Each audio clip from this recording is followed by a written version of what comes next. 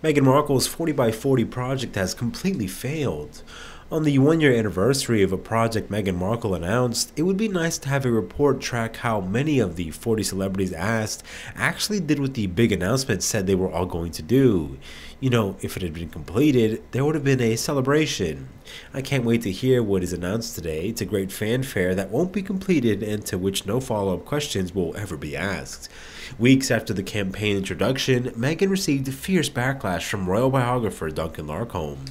It's gone down so badly in this country, but it's all about Meghan. She has left behind her trail of devastation on the Markle side and now on the Windsor side.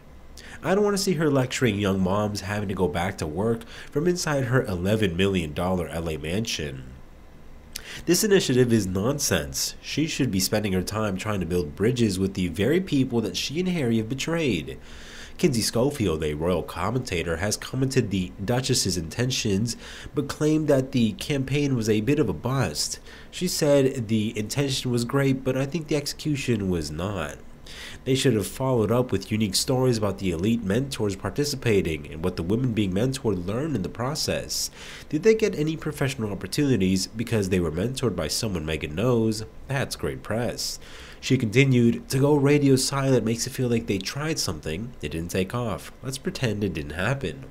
Ms. Schofield concluded, I think Meghan's 40 by 40 campaign was a bit of a bust.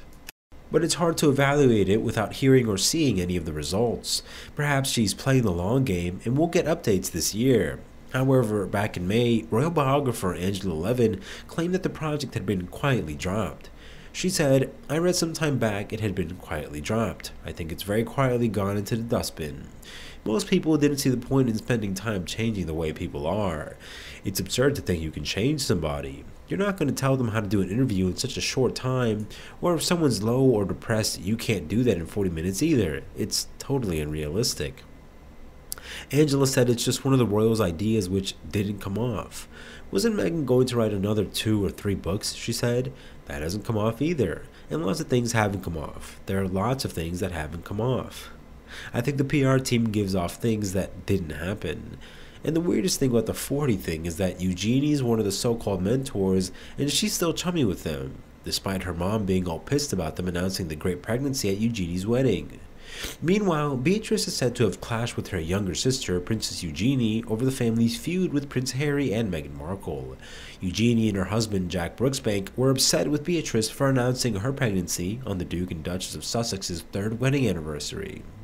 And a source told He magazine last June, Princess Eugenie is still extremely close to Meghan, as is Jack, and they feel it was really unfair to grab the headlines that day. Eugenie didn't approve of the decision to shun Meghan and Harry's anniversary. She feels that they have been incredibly hard done by. For Beatrice to announce her baby news on that day was uncalled for, in her view.